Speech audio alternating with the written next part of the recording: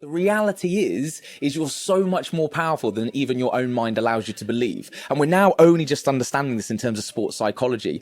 And I love what you said there, that the next frontier of human performance is in the mind. If you voluntarily subject yourself to something and you're able to achieve beyond what you thought that you were capable of, you're able to just recalibrate your mind, its implications for everything throughout the rest of your year, work life, family life, everything, it all changes. Hi, my name is Rangan Chatterjee, GP, television presenter, and author of the best-selling books The Stress Solution and The 4-Pillar Plan. I believe that all of us have the ability to feel better than we currently do, but getting healthy has become far too complicated. With this podcast, I aim to simplify it.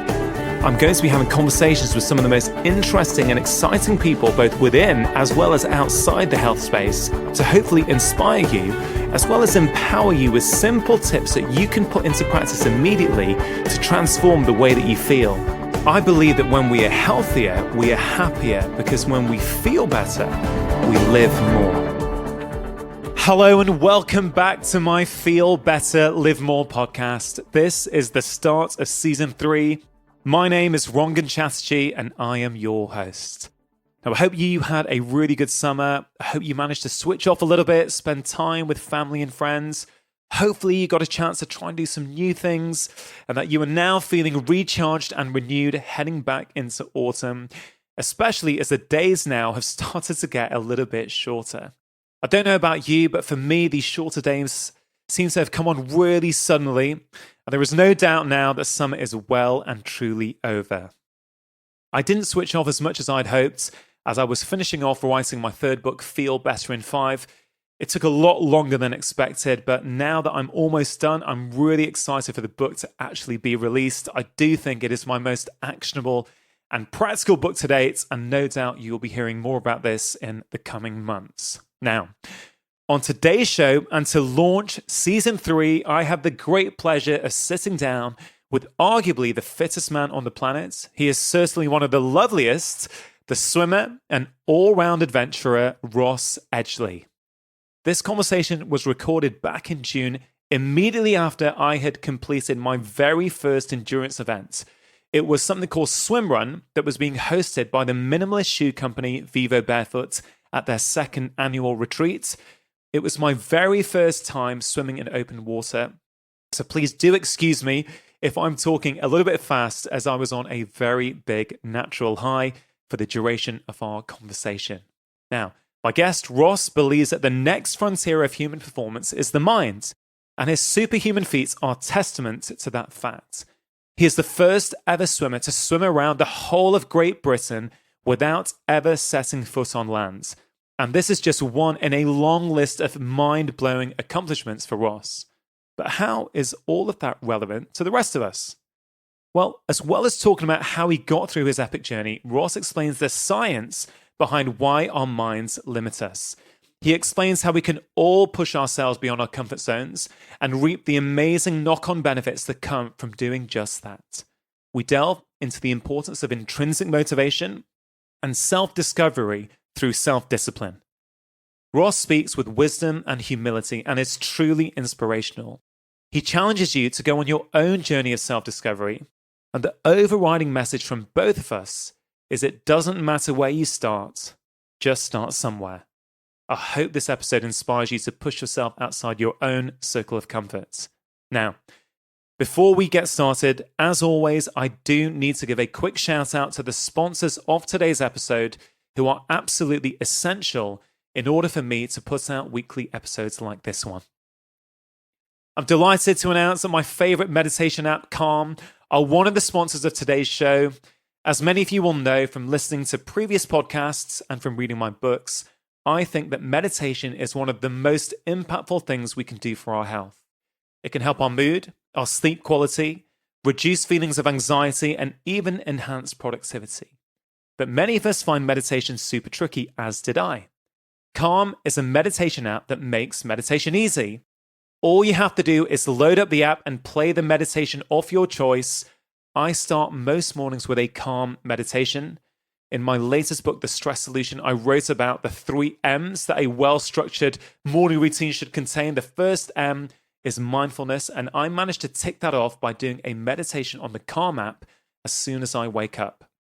If you have been thinking about trying meditation, or if you have tried before but fallen off the wagon, I would highly encourage you to check out the Calm app. Right now, listeners to my podcast get 25% off a Calm premium subscription at calm.com/live more. That's calm.com, calm.com/live more. 40 million people around the world have already downloaded Calm. You can find out why at calm.com/live more. Now, on to today's conversation with the one and only Ross Edgley. So Ross, welcome to the Feel Better, Live More podcast. Thank you. How are you feeling, by the way? Well, I'm actually feeling a little bit surreal at the moment. Let's just set the scene. So we are here in Bantham in Devon. Yep. I'm not sure if I've actually been to Devon much before, but I'm here for a Vivo Barefoot weekend. The guys at Vivo have invited me down for their Vivo retreat, and I've just completed a swim run. Now, for those of you listening who don't know what a swim run is, basically it's a endurance event where you're basically wearing a wetsuit, you're wearing your shoes, you swim in your shoes, and you run in your wetsuit. And to put it in context, guys, I have never done an endurance event. The most I've ever done is a park run on a Saturday morning with my son, which is a 5K event. I've never done open water swimming before. And I've just completed my first swim run. So we're going to explore that. So that is what we're talking about. We're actually here in this Vivo Barefoot wagon. That's WVAGON, and it's awesome. It's like all sustainable. It's made out of wood. There's solar panels, and it's all about health and well-being. It's about sustainability. It's about community. So, yeah, Ross, just setting the scene for the listeners. I love it, Ross. For my listeners who don't know who you are, you have done some pretty superhuman feats. And the last one you did was you actually... Why don't you explain it? You swam around the UK. Explain that. Yeah, I mean, they're niche sports, aren't they? They're quite niche. So, yeah, perhaps best known last year. So it was exactly a year ago now. I swam 1,780 miles all the way around the coast of Great Britain. It took 157 days. A lot of skin from around my neck and my tongue from chafing and saltwater exposure. And yeah, I think to date, and I know we're going to talk about this more a little bit later, because for me, that was one event that felt what we've just spoke about there, cathartic. Afterwards, it was done for intrinsic reasons. It was this idea of, I think, afterwards, I just love the fact that I can be, an old man and I can go out to anywhere on the coast and go, swam past there. So, for me, it was the culmination of a lot of work and studies in sports science as well. Yeah. Yeah. Well, that's incredible. I also have heard that you've done a marathon whilst pulling a car. That's true. What car did you pull? That was a bad idea. Yeah, it was a 1.4 ton car. That was So I kind of finished playing water polo and swimming for Great Britain. So when I finished, I kind of needed something to train for. A friend of mine who's absolutely fine now. He was diagnosed with cancer at the time. We wanted to do something to raise money for the Teenage Cancer Trust. And so a friend of mine just said, why don't you run a marathon? Someone was like, that's been done. It's like, run 2 marathons. It was like, again, it's been done. And then someone went, run a marathon, pull in a car. I went, that is not a bad idea. So long story short, agreed to do it. Silverstone Race Circuit heard about it. They threw me the keys to Stowe Circuit and they said, look, as long as you need to complete it, please, have the circuit. And it took 19 hours, I think 19 hours, 33 minutes, something like that. But 1.4 tons was pulled 26.2 miles. I mean, I don't know what to say to that. It sounds absolutely incredible. But for those of you listening who actually feel... We know what Ross is superhuman as he is. I have been watching Ross for a while, and I think we can all learn tips and principles from what you have done. And I really want to touch base, because I don't want people to feel as though, that's all right for Ross. He's really fit. He trains hard. Yeah, he can do that. What's that got to do with me? And I really want to touch on a few things like mindsets and pushing yourself beyond what you consider your comfort zone to being. We were just walking up here. Guys, you got to understand, I feel a bit surreal at the moment because I have just completed my first endurance event. I'm not eating much after. I wasn't that hungry. And I'm sort of floating on cloud 9 at the moment. And in fact, maybe, you could probably provide some answers for me. So given that I've just done it, let me ask you a few questions, right? So the event I did today was the Swim Run Experience event, right? So put it in context, I've never swam in open water before. I do swim a couple of times a week at my local pool. Maybe I'll do 400 meters, but normally after each 50 meters, I'll stop and just, have a little breather. It was the power of the community today that persuaded me to do this. So I swam about 1.8K today in open water, and I probably ran about 9K. Again, I only run about 5K once every 2 weeks or so. So well beyond my comfort zone, and doing the events one after the other is something I've never done before. But here's the funny thing for me. I started off with a 100-meter open water swim. That was a short one, and I thought, that'll be fine. I can swim 100 meters. Halfway into that, I start to panic. And, my partner said to me, Rongan, you're hyperventilating. Just try and slow down your breathing. But I couldn't. So, what was going on there? Because in that 100-meter swim, I was thinking, there is no way that once I've done the next run, I can swim the 500 meters when I'm really far away from land, or the 1K.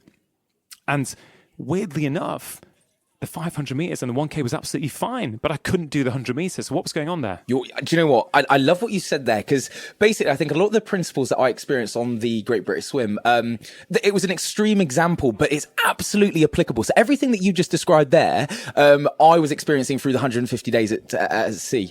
I think when you start looking at Tim Noakes and his work on central governor theory, he basically proposed this idea that fatigue is an emotionally driven state that we use to pull the physiological handbrake. And what he meant by that was when you are 60 miles into a marathon, you think, I cannot go on. My lungs are on fire, my legs are burning, I cannot go on. There's no way. All of a sudden, 25 miles in, you see your family and friends and everyone's clapping. You see your kids at the finish line and you sprint, all the way to 26.2 miles and you heroically cross the line, because Tim Noakes proposed that this idea of fatigue being an emotionally driven state, we use it because it's basically our brain, which is incredibly manipulative, which is trying to, just because it's trying to self-preserve. It's this inbuilt self-preservation mechanism that is saying, whoa, you're not safe, fight or flight. Just saying you're not safe, wrong, and you're not safe. And it was exactly the same that when you got in the water today, all of a sudden, central governor theory, your body started to go, whoa, whoa, whoa, whoa, whoa. It's cold. You're hyperventilating. Get out of the water. I can't see the bottom. Yeah, everything was screaming out. And it's a primitive inbuilt self-preservation mechanism. So would you say an appropriate response? Absolutely, but you have to understand we're still wired like our ancestors. So that exact mechanism would have protected us and we would have ran from a saber-toothed tiger or anything. Now, we don't have a saber-toothed tiger to worry about, but instead, we're actually voluntarily putting ourselves in those positions. And even though we're voluntarily doing it, the mechanisms are still there. They're still exactly the same. So I think once you know this idea, Tim Noakes also expands on it a little bit and talks about this idea of anticipatory regulation. And what he means by this is knowing now that you are far more powerful than your own mind allows you to believe. So when you said, okay, how far could you swim this morning? How far can you swim and run this morning? You would say to me, oh, Ross, self-preservation mechanism. You would have gone, oh, maybe 5K. And that is just your body saying, do you know what, Rongan? That will keep you safe. You're not going to go to complete exhaustion. You're not going to hyperventilate. You're not going to suffer from hypothermia. 5K. Anticipatory regulation. The reality is you're so much more powerful than even your own mind allows you to believe. And we're now only just understanding this in terms of sports psychology. So what you've experienced now is this kind of oh, wow, this cathartic sense of I'm safe. There was that fight or flight biochemically, all sorts of things. There was an orchestra of things going on inside of your body, neurotransmitters, chemical signals in the brain. Everything was firing, going, whoa, what are you doing? And now you've come out the other end and you've gone, wow, I did survive that. Yeah. And it's almost like a huge reward as well. You look at serotonin, dopamine, everything just dumped in your brain to go, you're safe now. You're safe. Go and have a nice pizza. Go and relax. It's funny because rationally, it doesn't make sense. Just before I came here, my family have come down for the weekend, and it was great that my son and my daughter got to witness that. And he said, hey, Daddy, which was the toughest swim for you? And I said, it was a 100-meter swim. Then he goes, but you swam 1.2K at the end and 500 meters. And I said, honestly, darling, it was the 100-meter swim. And you've just hit the nail on the head. Our minds put on the limiting factor to what we can achieve. And I really want people who are listening to this who think, well, I don't really want to do a swim run event, or I don't want to swim around the UK. Well, what would you say to them? Yeah, that you're right. It's all completely relative. And I love what you said there, that the next frontier of human performance is in the mind. Previously, we looked at the human body, we looked at our physiology, and we looked at it in terms of almost like a simple mechanical approach. We'd look at lactic threshold, VO2, lung capacity. We'd start looking at that. The best example I can always think of is Roger Bannister. At the time, people said with Roger Bannister, you cannot run under a 4-minute mile. Simply cannot be done.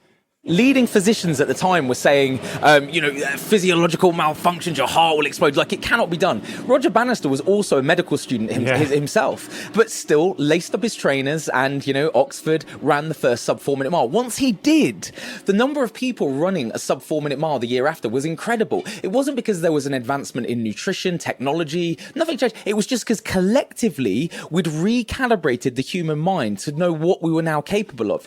I think we're seeing it right now with Kipchoge as well. Yeah, I was about to mention that for sure. Exactly. Like, there was no way that we thought you could run under a sub 2 hour marathon. No way. And then all of a sudden runs 2:01 Berlin. He's just run like 2:02, 2:03, whichever he was in London. And now all of a sudden everyone's like, wow, this is possible. But looking back through sports performance and the history of sport, you look at even Emil Zatopek.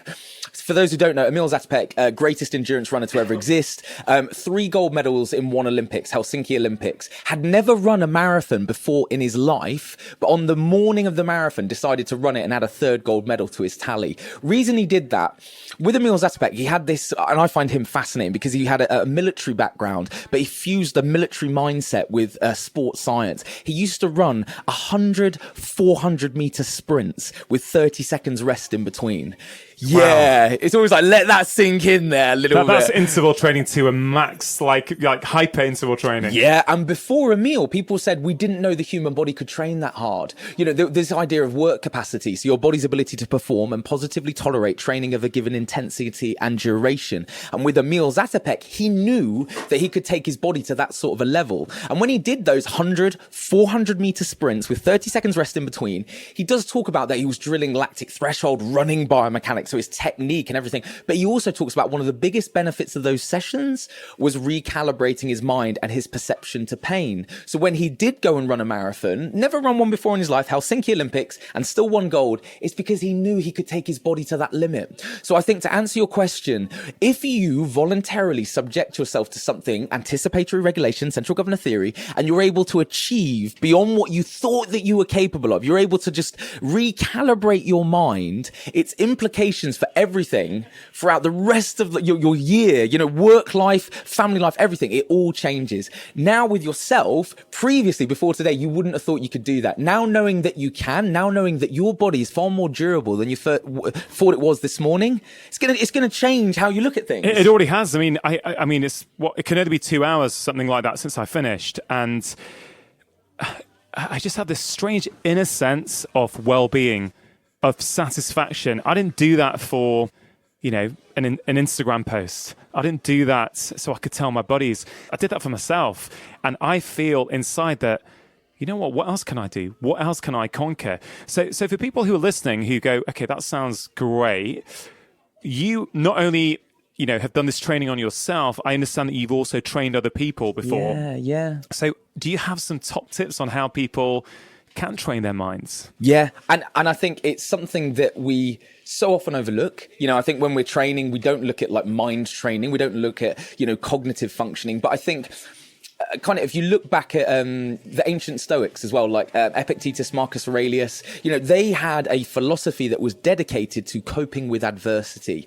And I think too often we're very adverse to adversity. We don't want to subject out, but we're not comfortable being uncomfortable. Yet when you look at our ancestors, we were very good in the animal kingdom. We're not the biggest, we're not the fastest, we've not got sharp teeth. But one thing that we're really, really good at as humans is just suffering, and just like endurance, suffering and sweating. So I think this idea of sometimes adversity training is so often overlooked. And what I mean by that is when you go into the gym, you might think, I'm doing a dance class today. And it's like, okay, cool. What are you training? I'm training deadlifts. Okay, strength, your body's ability to generate force, strength. Okay, what are you training? I'm training running biomechanics.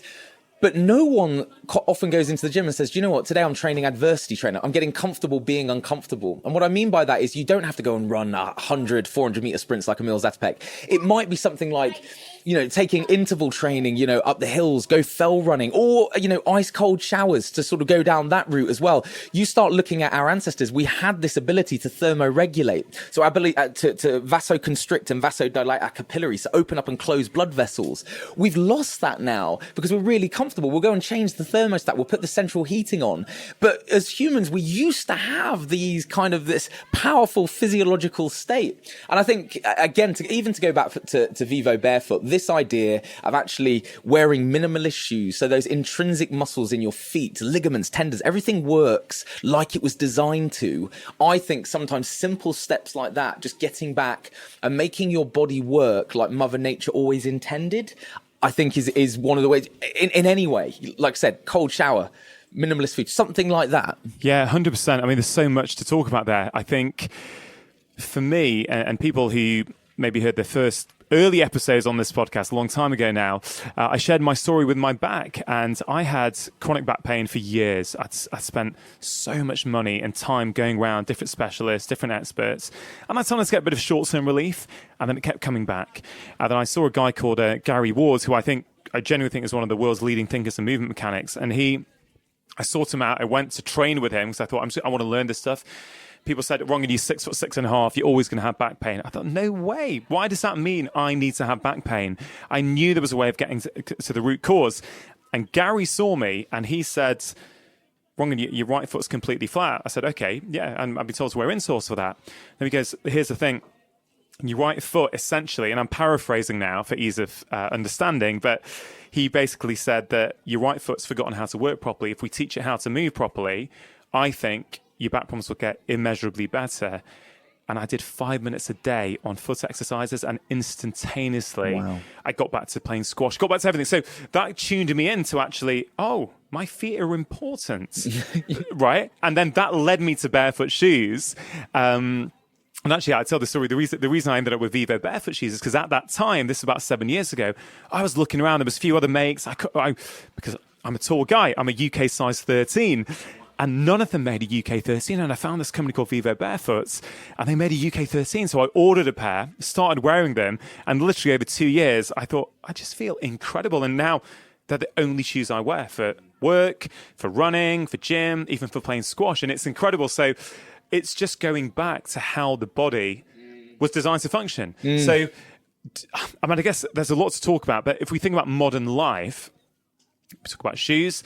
Kids are getting put in cushioned shoes from a young age, and therefore, I think are losing touch with the ground. Yep. But then the following question is also, is modern life too comfortable? I love that. I think you're right. I think we're atrophying these ancient age-old mechanisms. The feet are absolutely one. You've got all these, biosensors in the feet providing, this biofeedback and how we're working, how's, the gradient. Are we running too fast, too slow? All of that. And we're shutting that off in these big shoes. But also on top of that, even like I said, ligaments, tendons, they respond to weight and resistance, and we're not putting that through our feet anymore. So you're right. And then even like I said about the cold water, I think what you did today, I think it was a balmy 14 degrees, I think. 14 degrees, yeah. I had brain freeze after 2 minutes. Right. I felt like I'd had, as a kid, when you'd have that cold milkshake really fast. And right. I was like, how am I going to do this event? Yeah. I just can't function at the moment. But the same, and did that coincide with your hyperventilating as well? So that gasp reflex? Yeah, it must have done. I didn't know that happened. My partner told me afterwards, really. So I didn't know it was happening. I just thought, I don't feel comfortable here at all. But yeah, I think it must have coincided. Yeah, cold water shock. So you're absolutely right. And I think too often, again, people, I've seen it time and again, like in open water swimming, and people jump in and then they'll go, I've got hypothermia. I'm like, no, you've been in 10 seconds. It's not hypothermia. That is just a gasp reflex. And you can do certain things, that mammalian reflex where you put your face underwater, and it's something that all as mammals have, and it will slow your heart rate down, reduce blood pressure, start pulling blood away from your extremities and sending it to your vital organs. These are physiological adaptations, and that we all have, but we're just turning them off. I love what you said, that comfort does come at a cost. So when you are really warm and you've got these big comfy shoes, and you're running in the gym and you can control all of the environment, it's great. but you're now no longer working like Mother Nature intended. You're not subjecting your body to go off on a very slight tangent here, looking at like the work of Hans Selye. So 1936, coined the general adaptation syndrome, found that in a lab full of rats, he gave these rats a lethal dose of poison. They keel over and died. And then what he found by giving another load of rats, he gave them a little bit of poison, a little bit more, that he found that they built an intolerance to it. And these rats, these indestructible lab rats, were just eating poison, basically. He found that through stress and stimuli, that is the key to adaptation. And I think everybody, we kind of forget this, that when you are in the gym and you are suffering and doing hill sprints or on a rower and you're thinking, oh my God, I'm suffering. It's like, yes, that is stress and stimuli that we've known since 1936 is the key to adaptation. So I think you're right, and being so in tune with your body when you start to understand, it's a good thing. It's absolutely a good thing. What you did today was voluntarily suffering. And you are so much stronger as a result. Stress and stimuli, you will adapt. Next month, this will look, you've shifted your habitual level. What you think is normal, it's shifted now. Well, I was in there, I went to my room to have a shower and my kids were there. And I said, hey kids, what can you learn from what Daddy did today? Because I'm, as all parents, I'm trying to do the best that I can to try and inspire my kids. And I think my daughter said, Daddy, it means, you can do anything you want in the world, can't you? Or you can put anything you put your mind to. And I thought, okay, cool. Hopefully at 6, she's learning that lesson. Wow. And I said, look, what about this? There's this rectangular mat. I said, do you know what a circle of comfort is? She goes, no. I said, okay, imagine you're on this rectangular mat here. That's your rectangle of comfort. And I said, so you know what? You might do park run, or you go to school, or you run in the garden. That's all what you're used to doing. But if you do something outside that and you manage to do it, then what you've just done, darling, is you've just expanded. That rectangle's just got bigger. So you've got a new circle or rectangle of comfort. Is that how you would look at it? Yeah, and she got that. She understood that. She got it. She totally got it. She's love like, that. I was trying to put it into words for us in a way, or I just want, maybe slightly over the top. I never got exposed to this environment. We're sitting here in this beautiful setting. There's people there watching us talk. The views here are stunning. I didn't know this existed in the UK. I've got to tell you, right? My parents were Indian immigrants. They came over to the UK to try and give themselves and the family a better life. They really pushed me hard at education. I lived in a pretty urbanized environment. Every other summer, we'd go to Calcutta for 6 weeks, spend time with family, which was great. And I learned so much from doing that. Yeah. But I didn't get that regular exposure to nature. And now as an adult, I'm craving it. I see my kids there and I'm thinking, guys, I want you to inhale this and actually absorb it. And I want them to learn that, hey, because my kids, like all kids, I sometimes think their mind really limits them. And I want them to see Daddy be scared in the morning, but then go out and do it, conquer it, and I hope that inspires them. Yeah. Do you know what? I'm going to go off on a slight tangent here, but this is what this podcast is all about. Okay, tangent good. Away, mate. Right, thank you. I'm going to say, what you described there, this is going to sound a bit weird, but it was over 10 years ago now, and this is what I wanted to ask you when you finished, but I've waited till the podcast to ask you, but I think I love what you talk about intrinsic motivation. So doing it so the process is its own reward. You didn't do it for medals and glory or anything today. The process itself it was enough. That was its own reward. And I think 10 years ago now, I was fortunate enough to live with the Yamabushi monks of Japan. They go on what they call an okugaki, which is a pilgrimage where you run a marathon a day in the mountains. It's a mountain religion, Shugendo religion. We do a marathon a day in the mountains and then meditate under ice cold waterfalls for hours. And it's this idea of self-discovery through self-discipline. Now, when I was doing this, I think what I found so interesting is that I turned to Kunyao, one of the chief monks, and I said to him, what's the record for the okugaki? And he looked at me and he was like, I was 19. I was very young, very naive. I was an athlete as well, still competing, swimming and playing water polo for Great Britain. And he just laughed at me and he was like, no, there's not a record for an okugaki. It's like saying, what's the record for, Christianity? What's the record for, it doesn't make sense. So he laughed at me. He was just a bit like, no, there's no competition when it comes to spirituality. And certainly what I've taken with me since, this idea of sporting spirituality in many ways, that I think way back when you look at an okugaki, we've been doing it for hundreds of years, thousands of years.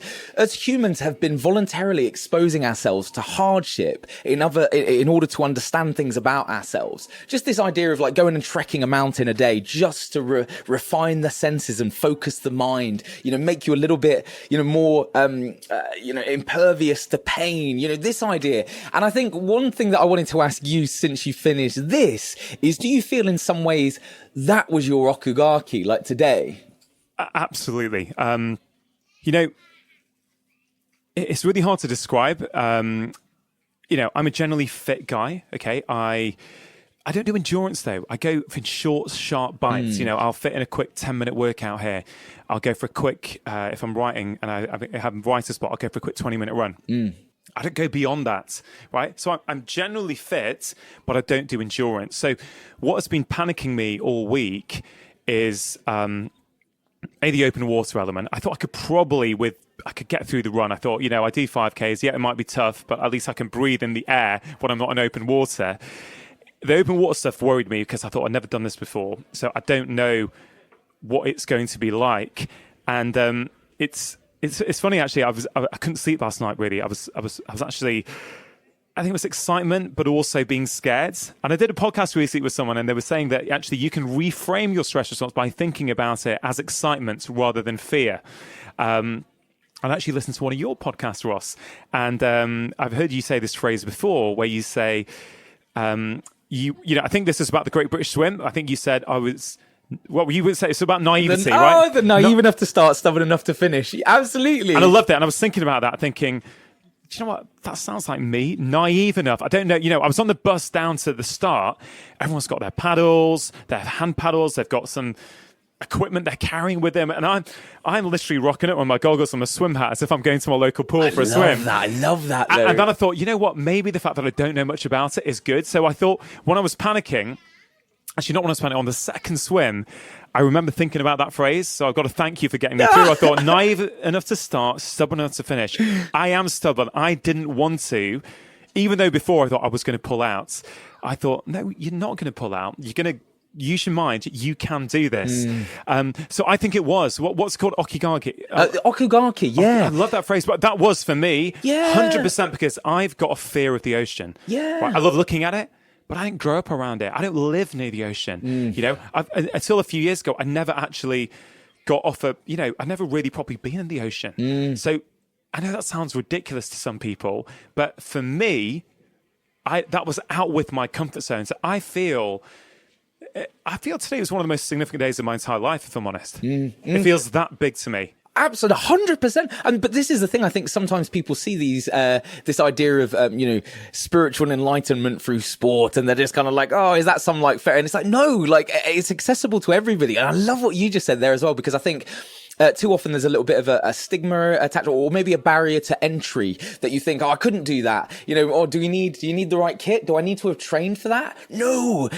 All you need is to be naive enough to start, stubborn enough to finish. So the very fact that you rocked up and you were like, I feel like I'm going to my local swimming baths. I'm like, yes, amazing. Then that feels right. And to finish it, I think that's one of the biggest takeaways I'd love if people took this away from the podcast, that it's not, the Great British Swim was amazing, and I'm so incredibly lucky to have experienced it, but it's the feeling that we're describing right now, this idea of anticipatory regulation, overcoming your central governor theory, Tim Noakes, that this is accessible to all of us, that next weekend everybody listening could say, how far do I think I can run? I think I can do 5k. Cool, then go and do 10, and I guarantee if you finish it, you'll be eating your Sunday roast dinner thinking, wow, I'm ready to attack the week. What about someone who's listening to this who is relatively inactive, right? So they live in a city, they want to get healthier, that they've started listening to this podcast for whatever reason, that they want some inspiration to get going. And so they think, well, there's no way I can do a swim run. I barely go out. I don't go to the gym. I don't do much. Where can they start, and how can they apply this in their life? Yeah, I love that question for two reasons. Number one is because I think too often we are heavily marketed, the gym or certain sports, or, they'll say, oh, this is the best way to lose weight. And it's just like, no. You have have to start looking at behavioral science. Only just now we're understanding adherence. So are you actually going to adhere to this way of life? Again, to go off on a slight tangent, International Journal of Obesity 2008, they did a huge meta study, so a study of thousands of studies, and they wanted to know what the best diet was for fat loss. Everyone was sitting there going, well, this is amazing. They were, on the edge of their seats thinking, oh my God, is it keto? Is it Atkins? Is it South Beach? What is it? And they said, after analyzing all of these studies, we have found, and everyone was on the tenterhooks on the edge of their seats, that we have found that weight loss was highest in those most adherent. And they went, what? And they were like, yeah. The diet doesn't matter. Sticking to it does. And they were like, oh, so there was this idea that, okay, so in terms of when you are completely sedentary and you're just setting out, whether it's a diet plan or a workout plan, look at adherence. Are you actually going to enjoy this? Is this your okugaki? Are you going to be motivated for intrinsic reasons? Or are you saying, I want to do a triathlon because you get a nice medal at the end? That's probably not the right answer. Do you know what I mean? Pick something that you intrinsically like. What's your okugaki? What are you going to be able to adhere to? I think for some people, if they're like, I used to play tennis as a kid. I've not done it in ages. Cool, then go down your local tennis club. I used to swim, but I've not done it in ages. Cool, then dust off those goggles and get in. I spoke to Vassos Alexander legend. about, I don't know, 9 months ago or something. We had a fantastic chat. And he told me, I think, again, I might be slightly wrong with the age, but it was about at the age of 29. He went for a jog and he couldn't get to the end of his street without feeling out of breath. Wow. And literally within about 2 or 3 years, he's doing some ultra marathon in Greece. And I thought that was inspiring to go, hey, guys, it doesn't matter where you are. It doesn't matter where you start. Just start somewhere and just build from there. Yeah. I really want to, I love intrinsic versus extrinsic motivation. Perhaps the first question is, perhaps you could explain what those things are for people listening who may not be familiar with those terms. But the second question is, and it's a follow-on question is, in this era of social media, where everything we do is documented on social media, and for many people, if it's not documented on social media, it almost doesn't exist. Are we in danger of doing things for extrinsic motivation rather than intrinsic motivation? Or is there even some benefit in that? Because even if that is going to stimulate you and inspire you to do something, it's better than nothing. Yeah. I think you're absolutely right. So in terms of intrinsic motivation is when you are motivated for internal reasons. So the process is its own reward. When people say, why are you, it could be anything. Why are you knitting? Why do you like going walking in like the countryside? You go, because it just feels nice. That is intrinsic.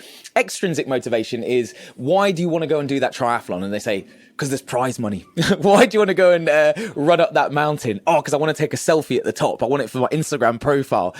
Nothing wrong with that, but these are extrinsic motivating factors. And I think consciously understanding which one motivates you is often the first key. I think, subconsciously people aren't actually, they're not aware of it, so they're just training, they're plowing on. It's just like, well, hang on, like, what's the motivating factor here?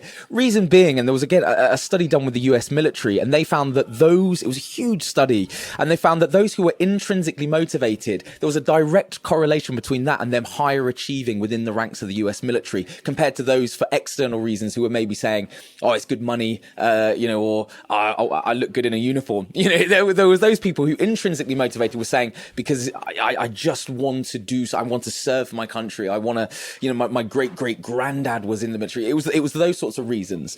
Do we know if there's a genetic predisposition to that, or is it something we can train? Like, are some of us more driven by that intrinsic motivation, some external? And if we are more external, do you know? I don't know if you know the science on this. Can we train ourselves to be intrinsically motivated? Do you know what? That is a brilliant question. Just because they say training is the realization of one's genetic potential, and so you can see right now lining up on the start line. Okay, he is genetically predisposed to strength training. He's good at endurance. Yes, we know that. But what we're talking about now is so many intangibles. It's like, does he have a genetic predisposition to be good at resilience? Does he have a genetic predisposition to be intrinsically motivated? It's like we don't know. But this huge grey area is where there is like complete untapped resource, you know. So, and I think the only thing is if you start looking, I'm a huge fan of Ralph Waldo Emerson, who, you know, preached this idea of, you know, self-empowerment and really like that you are your own best expert. You know, I love what you do. I love what you broadcast. But the reason that I love your podcast so much, Rongan, is because you actually empower people to make the decisions themselves. It's like, if you, to use a swimming analogy, you know, quite often when you're going to see a doctor, you need a lifeguard. But what you're doing is actually equipping people with swimming lessons. You know, before you're their swim coach in some ways, so that prevention is better than cure. Well, I mean, thanks, Ross. I mean, as I say in the intro, you know, I'm trying to empower every listener to be the architect of their own health. Yeah, I don't want people to do things because you told them to or I told them to. In fact, I don't think we're telling anyone what to do. We're having a conversation. I hope people feel inspired to, you know, I hope someone listens to this and goes, you know what, let me just examine the things that I do in my life. How many of them would I be happy doing if I didn't post about them on social media? Would I still do it? You're right. And no one else can answer that. There's not an expert that can tell you the answer to that other than yourself. So you're absolutely right that I think all we can do is equip people with, you know, the definitions of extrinsic, intrinsic motivation so they can actually understand. But you're right. And I think all of these intangibles, you don't know. You can only empower people. But I would love it if in a month's time, people take to social media and say to us, I found my okigaki. I'm doing this for intrinsic reasons. You know, I'll be like, that's amazing. Guys, that is a challenge after this. And we've still got a long way to go, I hope, in this conversation. But please think about that and do let Ross and I know on social media. We would love to. And we're not anti-social media. Both of us are active, right? And there's nothing wrong with posting about what you're doing. Nope. We're trying to just tap into, what is your motivation? Is that the only motivation, or is there something else? I love what you said there, actually, because certainly on the swim, people said to me, you know, swimming for 157 days, 12 hours a day, you know, how did you keep yourself motivated? And I think a lot of people just wanted that one line where I'd say, I did it for family and friends, you know, or something like that. But the reality is you had to switch to have almost, you know, like a split personality, in that sometimes I'd be extrinsically motivated. When coming into the Kyla Lockhausch, it was amazing. We just set the record for the world's longest stage swim. The media were there. They said some very nice things about me. I would be lying to you right now if I didn't said that didn't motivate me extrinsically. Of course it did. You know, there was also, you know, coming in at the end of the swim, knowing, being told that I had a trident created for me. I was like, well, that's pretty cool. Was that the trident I saw before? It was. It was. I've seen the trident. So there was these reasons that I was like, yeah, absolutely. However, in those moments across the Moray Firth where you are 60 miles from land, you cannot see the hand in front of your face. It's that dark. You're getting like just hit in the face by jellyfish. Extrinsic motivation probably isn't enough. Exactly the same as you today, that when you were there hyperventilating everything, you know, extrinsic motivation, it probably wouldn't have been enough to see you all the way through. Someone couldn't have just constantly gone, oh, but you'll get a medal at the end. I'd be like, I don't care about the medal. I don't care about the medal. However, if I'd have said, oh, wrong, and just to let you know, there's no medal at the end, but your kids are watching, I guarantee you would have sprinted. So now knowing what pushes your buttons and what intrinsically motivates you is very powerful. And you just need to do that yourself as well. And I think knowing how to ask yourself, push your own buttons, you know, what's motivating me today? You know, but to just sort of sum up on that as well, because this might be something that a lot of people can relate to. But I think even body composition, body fat, you know, training purely for aesthetics. So in this kind of social media driven, you know, world that we now live in, there's a lot of people who will, you know, train just for that selfie on the beach, and there's nothing wrong with that, but you've got to acknowledge that's purely extrinsic. So once that picture's been taken, what's left? Are you still motivated? Yeah. If you have things that are intrinsically motivating you, for me, for instance, I like to keep my body fat quite low just because I'm quite a chunky runner, and I don't want to be putting 4 to 5 times my own body weight through each foot with every successive jump and run. So I try and keep lean for that reason.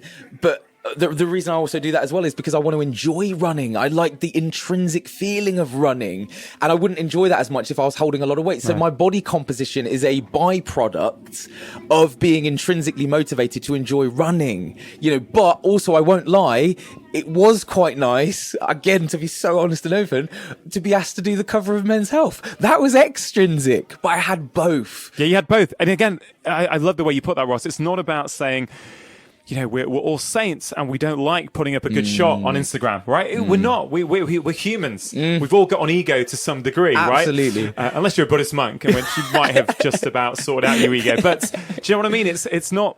I don't think we're here to say don't do that. That's fine, but just figure out what it is. Yeah. Just taking a quick break in the conversation to give a shout out to some of the sponsors of today's show. I'm absolutely delighted that Vivo Barefoot are supporting this episode. As you all know, if you are a long-time listener of my show, I'm a huge fan of minimalist shoes and have been exclusively wearing Vivo Barefoot shoes now for many, many years, as have my wife and my children. I strongly believe that our feet are one of the most important parts of our body for our movement and our musculoskeletal health. Their function influences how we walk, run, and so much more.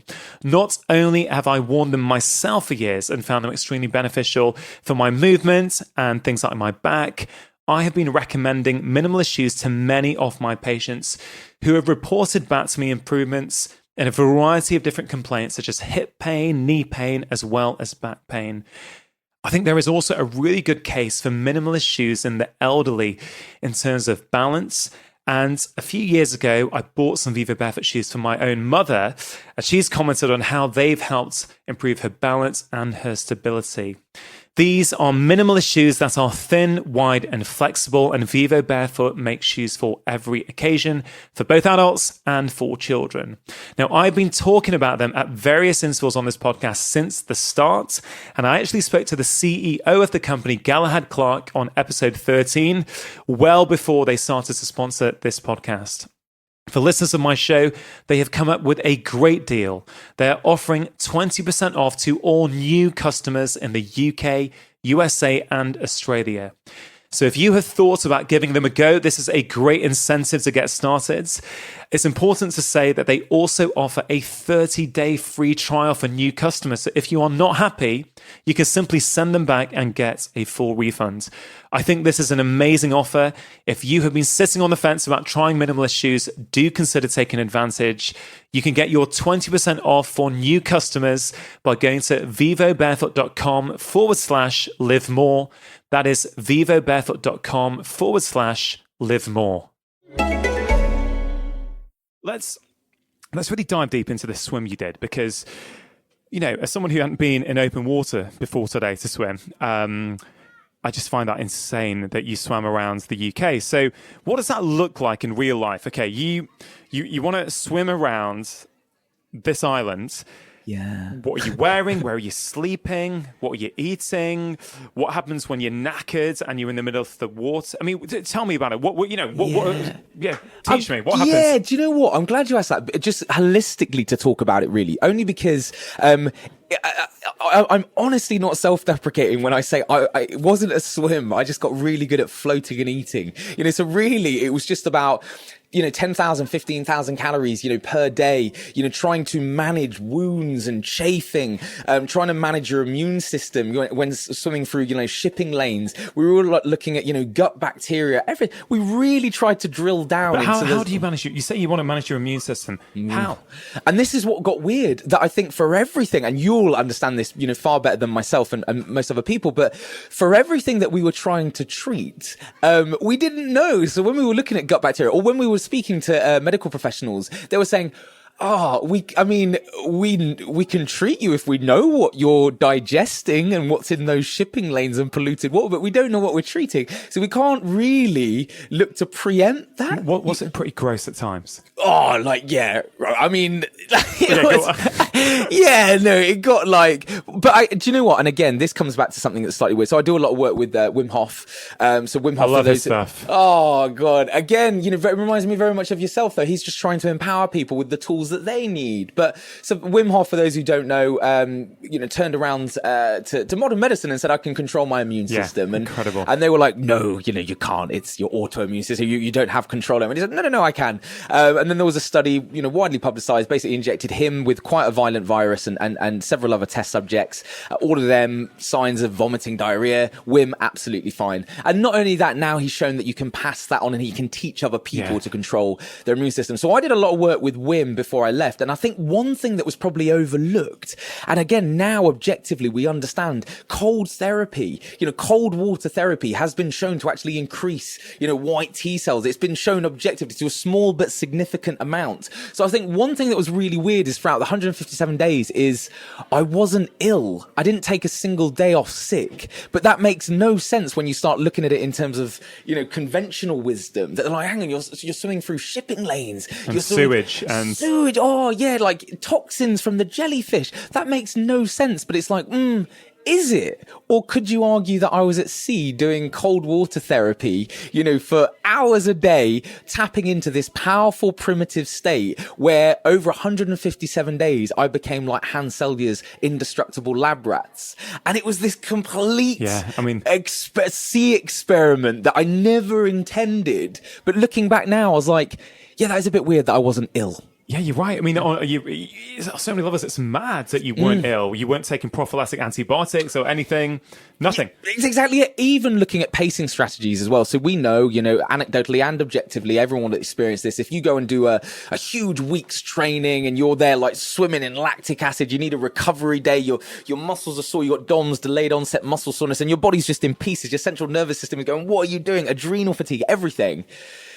That is fine, but that will directly impact on your immune system. Whereas with me, it was trying to manage that throughout the entire swim. So whenever I could just maintain that aerobic state where I'm not breathing heavy and I can supply enough oxygen to the body to maintain this aerobic state, I knew that if I could maintain that prevention was better than cure. I love what you just said there, because it's like, absolutely, when I'm starting to take medication, it might be too late. I need to actually prevent myself getting ill to that point. So you were doing cold water therapy by default rather than thinking about, I'm going to have 1 minute at the end of my hot shower to go cold, right? Which again, that might be a strategy you recommend, but Wim Hof, right? I'm super fascinated. I actually saw Wim speak in LA last year, maybe a year and a half ago. And he said at the start, there's about 200 or 300 people. We were sitting there watching him, and I knew I'd seen his podcast. I'd seen all the stuff. I love it. And he said, within the next, 15 minutes, you're all going to be holding your breath for 3 minutes. I was thinking, no way. Everyone in here is going to be holding their breath. Anyway, we went through the method, and then after one round of his breathing, I held my breath for, I think, a minute or a minute and a half. I thought that was pretty easy. And then 2 minutes, and then 3 minutes. And I was like, I've just held my breath for 3 minutes. If someone had told me that 20 minutes ago, I was like, no way can I hold my breath for 3 minutes. So Vim's got a technique, which is brilliant. And I am speaking to him at some point in the next couple of months on the podcast. We just need to fix up the dates, which I can't wait to do. But so you have done some training with him. You have practiced his breathing methods. Yeah. So what I'm interested in, when you're out there, you're swimming for 150 plus days, 157? Yeah, 157, yeah. Right, so you're swimming for 157 days. Are you practicing that breathing method in the morning on your boat before you go in the water? Or had the training you had done prior to going, I'm interested, is it something you have to do a daily practice? I think for the swim, certainly, it was just, I love what you said there, inadvertently, I was just doing cold water therapy. And I think for me, that was all I was, there wasn't, when you're swimming for 12 hours a day, you're sleeping, eating, and doing tidal charts and everything for the rest of the time. So there wasn't a lot of time to do, prehab, rehab, everything like that. So for me, I think it was inadvertently doing it. And that's what I love about Wim, that sometimes he's saying, let's remove all this, stigma with this breathing exercises. I love that some people are there going, okay, do I breathe in through the nose, out through the mouth? And he just will go, just use whatever hole you can use. Yeah, and then you're like... in his inimitable way. Yeah, exactly. And I love that I think it's the same that on the swim, I'm like, not through any purposeful or intelligent approach do I claim that I wasn't sick. I think it was now only retrospectively, I'm kind of going, maybe it was the fact that I was doing, cold water therapy. Maybe it was the fact that I was trying to maintain a permanently aerobic state where I never really tapped into that lactic threshold where I took my body just beyond, that point. Maybe it was because I was coming like Hans Selye's indestructible lab rats through stress and stimuli. I was basically becoming this kind of, indestructible lab rat. That only now I think I wish I'd have known before the process, but I'm trying to deconstruct and reverse engineer it, basically. No. Yeah. Yeah, absolutely love it. I mean, Yeah, it's just incredible. And to think that Wim does his, his method is breathing. And I think another point shot onto my head there, which is these days we have this perception that, wellness or well-being is the preserve of the wealthy or the middle classes. But let me tell you, breathing is free, right? You can watch a video on YouTube and watch what Wim Hof teaches, and you can practice it yourself.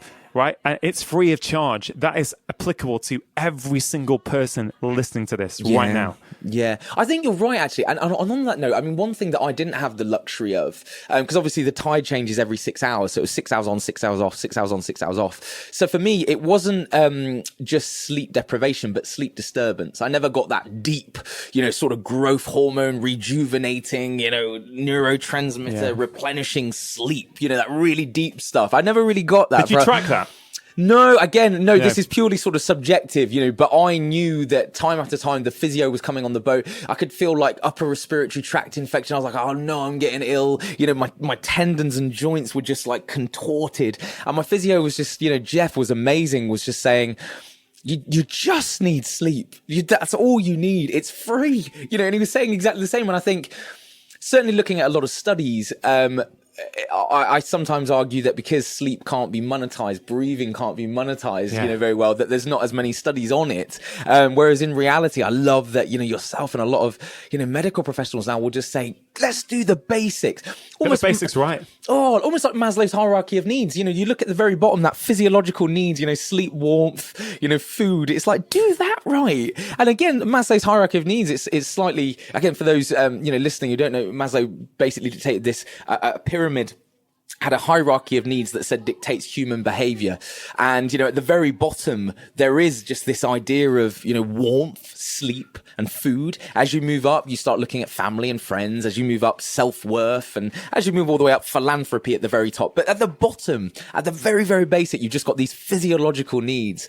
And I think for me, certainly during the swim, there was a lot of people who were saying, oh, this is amazing, Ross. Can you talk about your motivation? And I'll say, absolutely. And sometimes I'd talk about central governor theory, Tim Noakes, and they'll going, oh, okay, yeah. I'm like, yeah. But there'll be times, you, for instance, today, where you were all of a sudden, you jump in, you're hyperventilating, feels like your chest is closing up. I can't have a conversation with you going, Robin, let me tell you about the central governor theory. You'll be like, no. Yeah. I am too late then. Yeah, exactly. You're like, I am so primitive right now. My body's going warmth, and oxygen. That's what I need. And I think it's the same, like seeing you run past here, when I was like, oh, Robin, how you doing? Again, you might have been thinking, I'm getting carb depleted. So right now, blood sugar levels, I'm looking for carbs.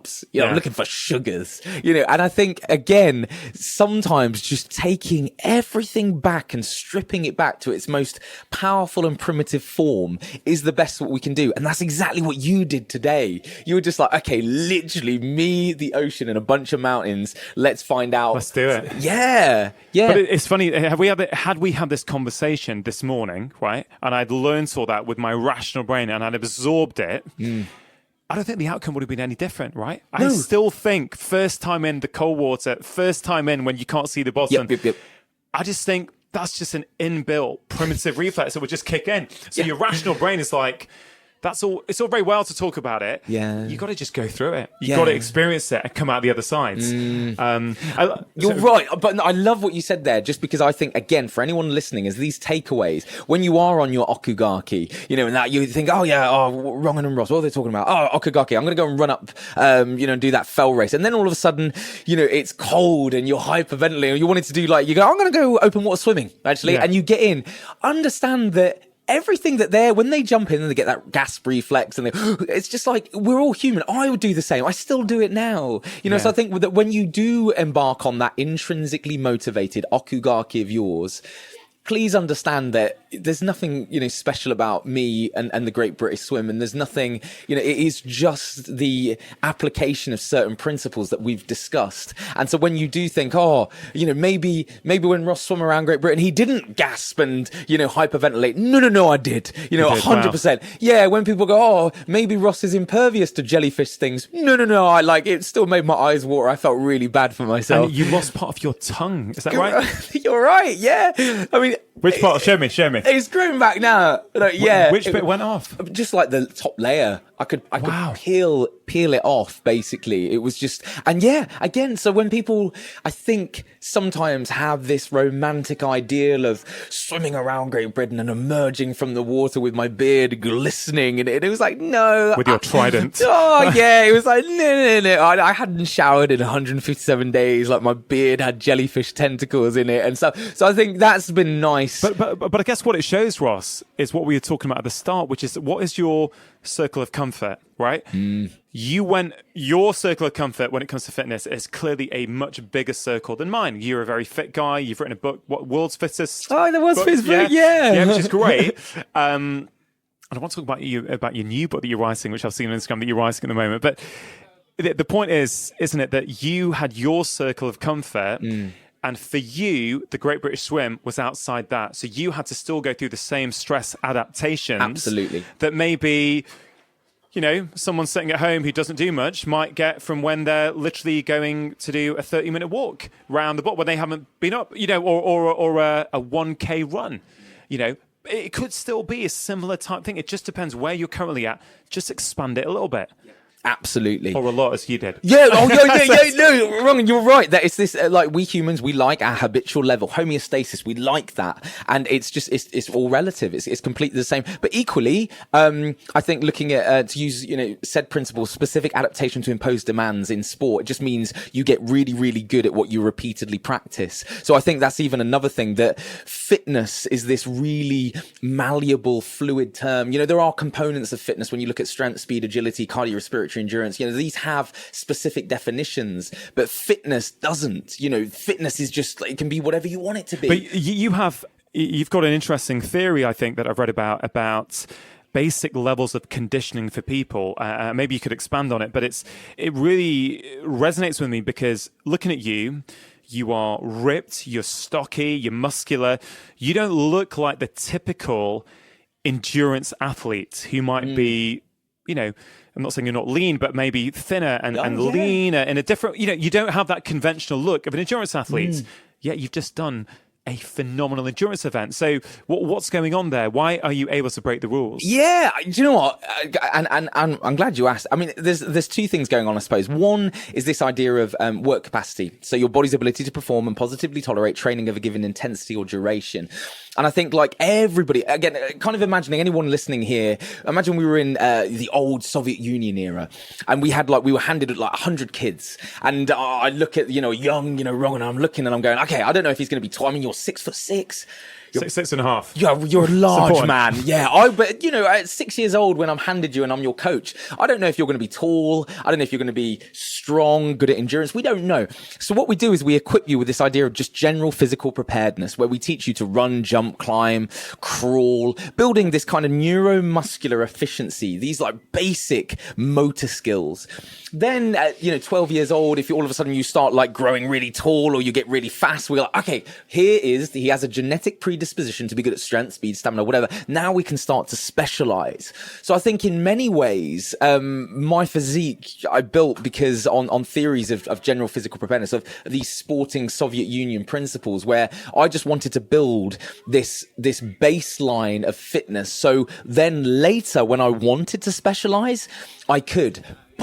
And just very quickly to talk upon sort of strength and stamina coexisting. Basically, you look at the work of Robert Hickson. Robert Hickson was a biochemist, but also a molecular biologist and powerlifter. And he came up with this idea of concurrent training. He said that if you are training for strength and stamina in one session, in a single session, so if you're trying to improve your bench press, but also go and try and run a 10K time on the treadmill in one session, you are diluting the potency of the stimuli. What he means by this is, on a molecular level, you don't know what cellular signal you're sending to your body to adapt to. So again, me and you go in the gym right now, Ron, and I go, okay, cool. Right, let's see what your max deadlift is. Your body will go, oh, okay, cool. On a cellular level, we are now working strength, your body's ability to generate force. And then if midway through that session, I said, okay, right, let's go for a swim. So hang on. Okay, now we're looking at cardiorespiratory endurance, aerobic fitness, swimming biomechanics. Your body doesn't know what to adapt to. So it was this idea that you dilute the potency of the stimuli when you do that. So you don't really know what you're training for. However, Having said that, now we're looking at these hybrid athletes who are able to fuse strength and stamina. You look at strongman as an example. You look at Brian Shaw, former basketball player, Eddie Hall, former swimmer. You look at Mariusz Pudzianowski, karate background. So these guys, although they are the world's strongest men, they have that baseline of cardio fitness as well, which science, again, looking at studies in sports science, they would argue with a baseline of cardiorespiratory endurance, you can basically, your capillary density, so the delivery of oxygen and blood and nutrients to the working muscles, if that's improved, you're only going to be a better strength athlete. Yeah. And looking at it on the reverse, that if you're looking and you're midway through a marathon or today when all of a sudden you're exhausted, you're coming down on those descents, you know, and you're like, oh my God, I'm 10K in. All of a sudden, if you're an endurance athlete, but you don't have strength to hold efficient biomechanics when you're running, all of a sudden misalignment things, overuse injury, all sorts of things can start to occur. So now we're seeing how strength and stamina can coexist. And not only that, they should coexist if you want to be some of the best athletes in the world. Yeah, this just reminds me that there's a book out, you'd absolutely love it, a new book by David Epstein called Range. And he's basically talking about generalization versus specialization. And the intro is brilliant because he talks about, the Roger Federer versus your Tiger Woods. Tiger from the age of 2 was drilled to become the best golfer in the world. Roger, like many other athletes, was, they could have done many sports. They had a broad base of different sports, so they specialized later. The guy who won the US Open golf last week, Gary Woodland, apparently he was a pro basketball player. And then he said, actually, I'm going to go to golf. And David Epstein's gone deep into the research, and he's basically concluded that actually generalization is more important than specialization. And it sort of reminds me a little bit what you're saying, which is get that general level of fitness and well-being. And then later on, in your 20s, if you want to do this sort of sport, you can expand out and do it there. In your 30s, you want to do something else, but you've got that broad base. So there are some fitness professionals and some really fitness experts who listen to this, who I think can apply that. But again, I always want to bring it back to people who maybe aren't fitness professionals, who aren't regular gym goers. Can they learn anything from that principle? Yeah. What can they learn? I love that, because I think too often, if you are completely sedentary and, you've not really trained before, I think too often you are marketed, these, come to this dance class, come to sprinting's good for you, cycling's good for you. It's like, well, hang on. What we're describing there is very specialized movements. What you can do, and I love this. One of my friends said, sometimes you have to train to train. And he said, what I mean by this is, like, again, right now, if I was handed you and someone is exactly the same height, weight, age, everything, but you had a higher work capacity, so your body's ability to perform and positively tolerate training of a given intensity and duration that you build through this idea of general physical preparedness. That if they said, right, we're going to train you to run a marathon and this other guy to run a marathon, I know if you had a higher work capacity, we could start tomorrow and do 10K straight off the bat. And all of a sudden, your rate of progression, you'd positively respond to that. And we can look to increase that incrementally, but far faster than if we had somebody else who was exactly the same height, weight, level of fitness, everything as you, but they didn't have a higher work capacity as you. I know I couldn't push them as far. We'd have to start on a 5K. So to your point, when people are training, I would love it if people just, instead of this, sort of an end goal saying, I want to run a marathon. I'd love it if people in the gym just went, what are you training for? And they went, general physical preparedness. I am training my work capacity right now. And they went, oh, how are you doing that? And it's like doing light cardio, doing like 5K runs every other, week. I'm supplementing it with calisthenics, so body weight work, push-ups, these really general sort of like motor skills. Yeah. Then people go, oh, that's a really kind of valid reason for you, rather than saying, what are you training for? Oh, I've got my marathon. Oh, I'm training for a holiday. I'm trying to like reduce body fat. If people had this really kind of, I am just improving work capacity, my baseline fitness. Well, that will improve not just their fitness, that'll improve their cognition, that'll improve their focus, that'll improve every other aspect of their life. If they want to read more, is that what you cover in your first book? Absolutely, yeah. And that's it. It's trying to get people to just like understand that periodization, that Matveyev, Russian scientist, long ago we've understood this, but there was nothing wrong with this. You could say, like, what are you training this year? And you could be like, I'm doing a year of general physical preparedness. And next year, I might specialize and run a marathon. But this year, general physical preparedness. I would love that. Even as beginners, if we understood that basic concept that sometimes it's fine to train to train. You know, you don't have to have a goal. I think I've heard you say maybe on a previous podcast that actually you want people in a gym or wherever they're training to be able to, in one line, tell you what they're training for. Yeah. I think it's brilliant because that applies, you know, for me, someone taught me that about my own career and my mission and what is it? And they said, you've got to be able to say it in one line. I'm like, yeah, I want to do lots of things. I said, no. You've got to be able to say it in one line. And, you know, it took me a lot of work, but again, it's quite simple when you come up with it. For me, it's to empower every single person I come across to understand that they can be the architects of their own health. So I've had to refine my views until I understood what am I here to do. And you're sort of saying the same thing. When you're training, know what you're training for. Yeah, I think you can go into the gym, you can stop somebody, you know, on a treadmill and say, hey, what are you doing? And they might give you this long verbose answer. It's like, no. Then going back to Robert Hickson's theory of concurrent training, if it's too long, if you're saying, I'm training strength, but I'm going to go and do bicep curls in a minute, and I've just seen someone's just finished on the ab roller, so I'm going to go and do that. It's like, whoa. On a cellular level, you're diluting the potency of the stimuli. And what I mean by that is your body doesn't know what to specifically adapt to. But if you just go into the gym and you just say, what are you training for? And you go, I'm just going to go on the treadmill because I'm trying to achieve a calorie deficit because I want to lose weight. Cool. Valid answer. What are you training for over there in the squat rack? I'm hitting heavy squats. I'm training strength, my body's ability to generate force. Cool. Done. What are you training for over there? General physical preparedness, because next year I want to specialize. All of those are very specific answers, but it's very rare that you'll get people who actually just say that. Well, I've never heard anyone talk about fitness in that way before. I think it's very novel to me. Yeah. You know, I've never heard that. I think it's a beautiful way of thinking about it. Yeah. And actually, to that point, if you stop somebody and you say, like, if we walked around here, around Bantham, you know, in Devon, and we stopped somebody and said, hey, can I stop you there? I notice you're going for a run. You know, what are you training for? It's actually fine to maybe just say, because it's cathartic and I'm taking my dog for a walk. And it's like, okay, cool. You're not chasing a physiological adaptation. What you described there is just mental, you know, being mentally cathartic. And that's equally as powerful. But know that that's a session for just like cognitive clarity and just like, you know, there's nothing wrong with that. But even that deserves a specific line.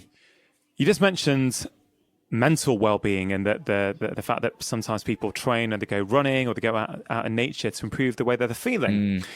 When you are putting your body under pressure, when you're on that boat, when you're swimming, were there some days where, you know, because those are extreme conditions you're putting your body under, did you feel down on some of those days? Yeah, I think only because you were asking so much of your body. You know, it was depleted of, you know, carbs. There was just, like I said, adrenal fatigue. My immune system was kind of going like, what is this bacteria you've just ingested? You know, there was so much from it. So I think what was interesting is you know, we now understand our bodies are these complex biochemical organisms, that there was so much going on that sometimes when I was just feeling tired and down, it was the result of the cumulative effect of like not having a proper night's sleep, of, you know, my tongue falling apart, like force feeding myself calories as well. So looking at absolutely like calorie density, we talk about trying to put 10,000, 15,000 calories away a day, but equally on top of that, you were trying to make sure it was nutrient dense at the same time, you know, because void of any nutrients, then your immune system is going to start wandering, hitting that 1.7 grams per kg of body weight per day. So finding a nice time in the day to actually digest enough protein, you know, and then on top of that, even looking at like for everything, when you talk about calorie density and nutrient density, you also have to consider all of that's completely irrelevant if you're going through the Moray Firth and you're swimming in these huge swells and tailwinds when you're trying to outswim your own sick, because you're basically being sick and at the same time it's being brushed along with you. So then it's like, okay, calorie density, nutrient density, and you know what? Digestibility, you know, the third component. And then even if you do all of that, trying to look at also palatability. So parts of my tongue were falling apart, as you know. I mean, so all of a sudden it's like, I love granola, I love fruit. Yeah, all that's brilliant. But what are you going to do when you've got no tongue left? Like, so I had to identify that. I mean, were there days where you thought, I'm not going in there. I just can't do it. I just want to stay here. I want to sleep. I just can't get in the water. Yeah, absolutely. And that was, for me, every single tide, that idea of central governor theory, that we're more powerful than our own mind allows us to believe. My mind was playing all sorts of tricks on me, saying, stay in bed, have a rest day today, Ross. Oh. So how did you motivate yourself? Was it you, or was there someone, sometimes was it your team? Did some of them say, come on, Ross, you can do this, you've got this? I mean, how did that go down, basically? Yeah, I think one of the things that always worked for me was the fact that I said, I am not stepping foot on land until I have finished this. And I was absolutely like, that's not negotiable. Naive enough to start, stubborn enough to finish. Wrong, absolutely. Absolutely. So then, when you have made that like absolutely infallible law, and you said, that's how this finishes. It finishes with me being pulled out of the water against my own will, or I walk onto Margate Beach successful. Then any question you ask yourself, that when your mind starts playing tricks and goes, maybe you should have a rest day today, maybe your tongue's falling apart, maybe you should miss this tide, maybe it's a little bit ropey outside, we're swimming in 40 knots of wind, is that safe? The answer's always swim, always, because ultimately you're not going to get back to Margate otherwise, so that for me, it was like every question that was thrown up was completely irrelevant when you think about it in cold, hard logic. And I think that's sometimes the same, that again, when you wake up in the morning on a Sunday and you said, I said I was going to go on for a run today, but I think my knees are feeling a little, knees are bad, maybe I should rest day, I should have another rest day. It's like, no. Again, this idea of that, I was fortunate enough to learn from the Royal Marines that they said, Ross, when you are in a 30-mile yomp with like 50 kg on your backpack, your cognitive clarity is that of a 5-year-old. So it goes back to that Maslow's hierarchy of needs. Yeah, that if today, for instance, we're having a very eloquent conversation right now. If I'd have asked you when you were hyperventilating in your suit and gone, Rongan, can you explain to me about my immune system or what? You'd have been like, no. So it's this idea of, again, making peace with the fact that when you are sleep deprived, tired, had a hard week at work, and all of a sudden someone's saying to you, remember that session you said you were going to do on Sunday? Know that it's fine, that you are functioning with the cognitive clarity of a 5-year-old, and this was one thing that always stuck me with the Royal Marines. As a sports scientist, they said, Ross, you're a sports scientist, so you are used to performing at your best when you feel at your best. We're Royal Marines. We're used to performing at our best when we feel at our worst. And that always stuck with me, because I think throughout life now, that right now, when you're hyperventilating, all of a sudden I could go wrong. You got the right footwear on? Have you got the right wetsuit? It's like, well, no, I'm not performing at my best and I don't feel at my best. But be like a Royal Marine, perform at your best when you feel at your worst. You turned up, with your goggles on, thinking you're going for a Sunday one. So it doesn't matter. You did it. You performed at your best when you were feeling at your worst. And you were probably equipped with your worst as well. I was, given that I was getting my wetsuit out of its wrapper this morning and the goggles out of its case, I was thinking, Morgan, you probably should have worn this once to check it fits. You probably should have put the goggles on a wall to check they're the right size for you. And then on the bus, I thought, well, too late now, isn't it? What am I going to do? It is. What am I going to do? Just not do it because I haven't prepared. Yeah. And that's even looking at volume. So, today was an event, but even if that was today, those same conversations would have gone over in your head if me and you were just turning up and training today. Yeah. And I think the reality is looking at like volume, and adherence. It goes back to that was it an optimal session today? Could you have gone faster? Could you have, was running biomechanics on point? Could you have swum with better technique? Yeah. Probably. Yes. So was it optimal? No. But was it a great session? And have you improved as a result? Yes. Yeah, I would say progress, not perfection. Progress, not perfection. Absolutely. Just get started. Yeah, and I think also we cover this within the book, but I say so often we're trying to apply a simple mechanical solution to what's a complex biological reality. And again, I know that works within the medical profession, but equally you saw that today, that I could talk to you all, you're 6'6" and a half. You've got amazing limbs, like swimming biomechanics. All of a sudden, when I saw you out of that island and then that rogue tide, wow, hang on. We're not trying to apply a simple mechanical solution to what was a very complex biological reality. And I think it's exactly the same throughout life, that, I could sit down and I could write people programs. I could write them the best diet plan in the world. All of that is completely useless if their taste buds disagree with it. All of a sudden they say, like, genetically, I'm actually just not very good. I'm never going to be an Olympic rower. So it's just this idea of like, working within your own, physiology. You can apply a simple mechanical solution to a complex biological reality sometimes. So often we can't. Yeah. No, incredible.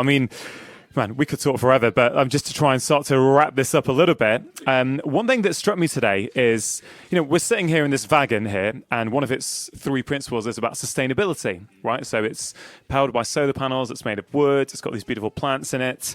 Do you think that one of the reasons why we're struggling with the environment as a society at the moment, obviously there's a big push now to be more environmentally aware in everything we're doing, do you think that comes from the fact that we've become disconnected from nature? Because I was thinking today as I was running, when I wasn't panicking, when I was actually in those moments and looking and thinking, is this really the UK? This feels like the Maldives or something. It's just absolutely incredible looking out. I thought, if people experience this regularly, would that not automatically mean that they want to look after nature more, look after the world a little bit more? I mean, have you felt that before? Yeah, it's weird.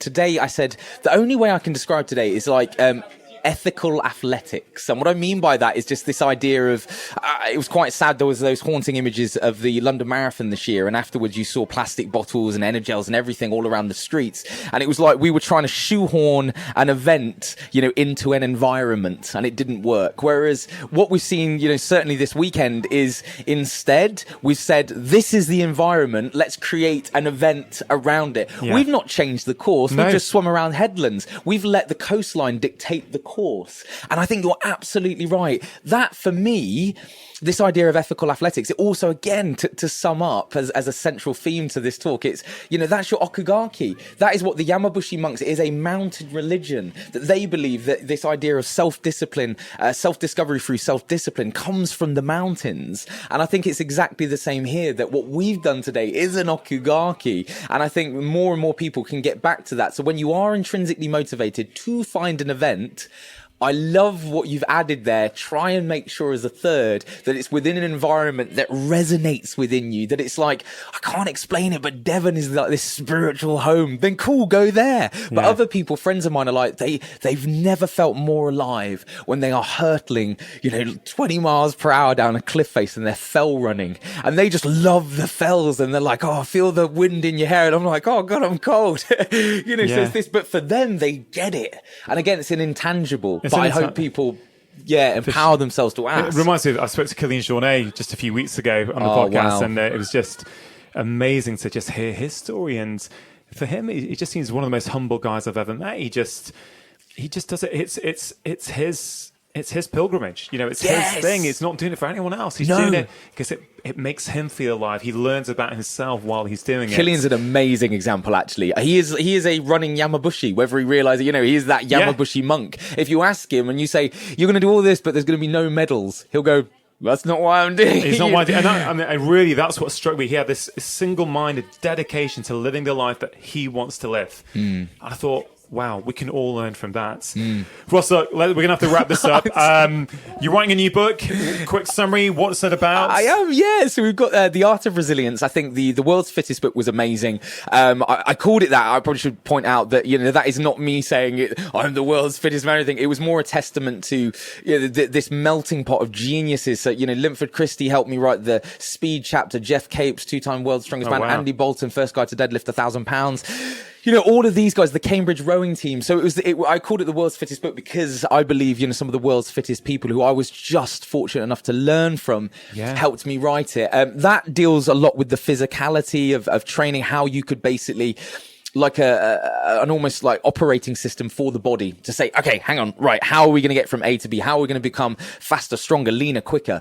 But I think the new book, The Art of Resilience, has really come around because a lot of people wanted me to talk about the mental aspect, mental fortitude, resilience, the intangibles that we've covered, on this podcast, really, that I really now want to make sense of. So this has been nice. This has been like therapy. But for me as well. So I've deconstructed and reverse engineered the Great British Swim. I've locked myself in a room for what's been months now, and I've tried to make I know that feeling.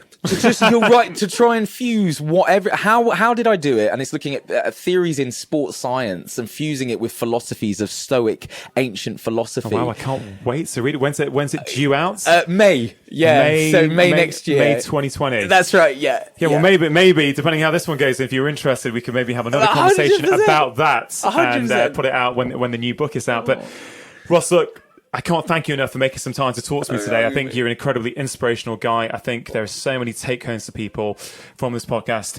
It's called Feel Better, Live More. I believe that when people feel better in themselves, they get more out of their lives. We've covered a lot of take-home tips today, but I wonder if you could just summarize at the end 3 or 4 of your top tips for the listeners to inspire them to believe that they can be the architects of their own health. Yeah, I love that. I think I've loved how this is centered around. I hope that people can take away to find their own okugaki that they will be intrinsically motivated to pursue. And like I said, I would love it if in a few weeks, months, a year, it doesn't matter if people message us on social media and say, do you know what, guys? I did it intrinsically motivated, and it just for cathartic reasons, for this idea of sporting spirituality, that people will go, I did it. I ran, swam, cycled, rode. Doesn't matter what it is, but do that for your own okugaki, your own sort of self-discipline, for self-discovery. That will be amazing. Wow. Inspiring way to finish the podcast. Ross, thank you so much. And we'll see you next time. Bless you. Thank you so much, mate.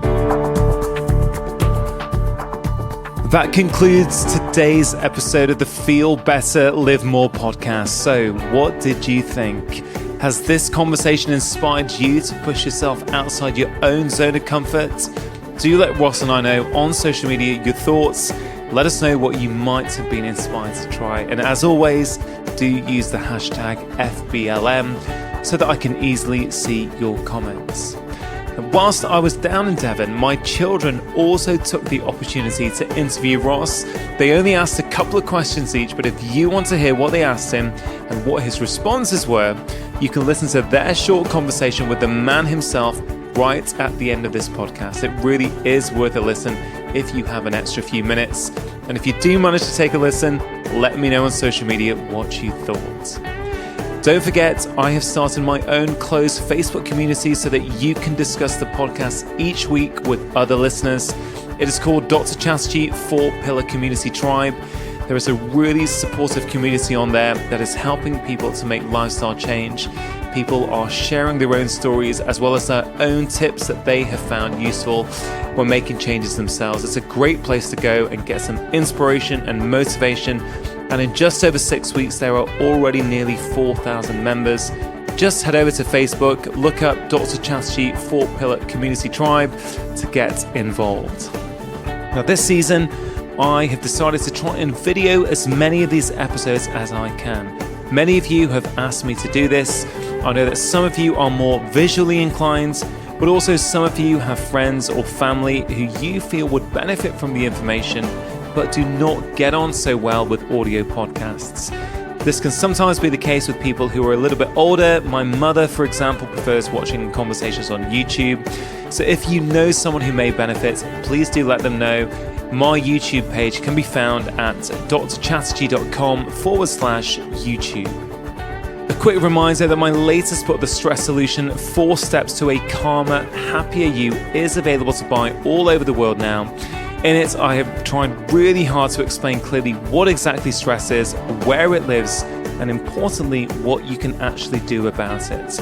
It really is full of practical tools for those of you who feel overwhelmed, stressed, or even struggle with your mental health. This time of year can be super stressful for many, re-entering your normal routine after the summer. So if you think you might benefit, you can pick it up in paperback, ebook, or as an audiobook that I am narrating. My very first book, The 4-Pillar Plan, is also available to buy in all the usual places. If you enjoy my weekly shows, please do consider supporting them by leaving a review on Apple Podcasts or whichever platform you listen to podcasts on. You can also help me spread the word by taking a screenshot right now and sharing with your friends and family on your social media channels. Or you could do it the good old-fashioned way and simply tell your friends and family about the show. Your support is very much appreciated. A big thank you to Richard Hughes for editing and Vedanta Chatterjee for producing this week's podcast. That is it for today. I hope you have a fabulous week. Make sure that you have pressed subscribe, and I will be back in 1 week's time with my latest episode. Remember, you are the architects of your own health. Making lifestyle changes is always worth it, because when you feel better, you live more. Now, to end today's show, I leave you with my 2 children in conversation with Ross Edgley.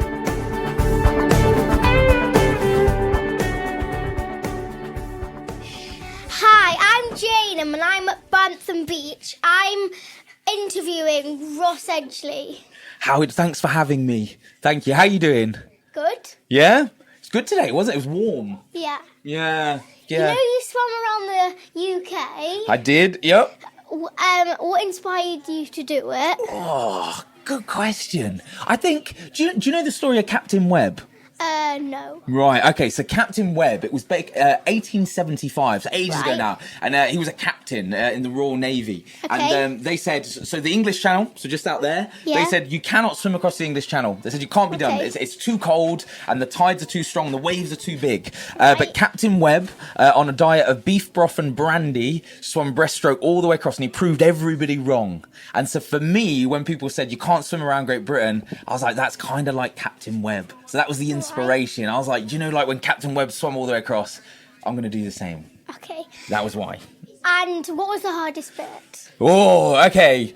I think probably Scotland, because it has a place called the Corryvreckan, which is a giant whirlpool. So if we were on the boat right now, the boat was basically being like sucked down into the whirlpool. And when I was swimming through there, I got a tentacle, so a jellyfish tentacle that threaded into my goggle and was stinging my face. And when I took my goggles off, my face had changed shape because I'd been stung so badly by jellyfish. So it was there, and I think it was about 8 degrees. So yeah, the giant whirlpool in the Corryvreckan. That was probably the worst. But a few miles later, I got battered Mars bars in Stonehaven. They're amazing. What was the biggest animal? I think the biggest one was probably a minke whale, which was like about as big as this. So it was about 3 meters long, and it circled me and kept me company all the way through the Bristol Channel. And I said, what's going on? And I turned to the captain, Matt, I said, am I okay? Am I safe? And he said, oh, no, don't panic. He said, I think it's a female, and I think that she thinks that you're an injured seal. And she was guiding me all the way to Bristol. So she stayed with me for 12 hours. Like next to you? Yeah, right next to me, blowing bubbles in my face as well. So I was swimming like that, and she swam underneath me like I was blowing bubbles in my face, and she was just guarding me. And then as we got to Wales, and it got a little bit shallower, you could see on the boat that the marine tracker that it got a little bit shallow, the water, and the whale like breached one more time like that, and it turned to me as if to say, "You are safe now. You keep going." And I've never seen the whale since. Thank you for answering my question. Oh no, thank you for asking though. I'm Anushka. How you doing? Good. Good. Have you got a good question? What are you thinking? Were you scared when you saw the sharks? That is a good question. At the time I was, so they're basking sharks. So they're about 3 meters long, quite big. And they've got these massive mouths, but they don't eat people, and they're kind of friendly. I think they're vegetarian, or they eat like small fish and plankton. So I wasn't scared, but it just had a really, really big mouth. But I was more scared on the east coast of Scotland because they had killer whales up there that come from Iceland, and they said to me basically, make sure you don't look like a seal because they eat seals, but they're really, really intelligent. So if they look at you and they think that's not a seal, then they won't eat you. So I was a little bit more scared of the killer whales than I was the basking shark, because the basking shark was friendly. Did you enjoy it? Do you know what? I did, especially on the East Coast as well, because we had, do you know, because I had to eat 10,000 calories, 15,000 calories a day. So what if you had to do that? What would you eat? Like ice cream, like chocolate, fish and chips? What if you had to eat 10,000 calories? What would you eat? Pizza? You wouldn't eat any of that. I had battered Mars bars in the end. Nuts. Yeah, so you have a Mars bar and you put it in like batter, you know, like with like fish. Yeah, that was good. I had 5 of those, but then I felt a bit sick. I had too many. What did you learn from it? What, from the battered Mars bars or the swim? No.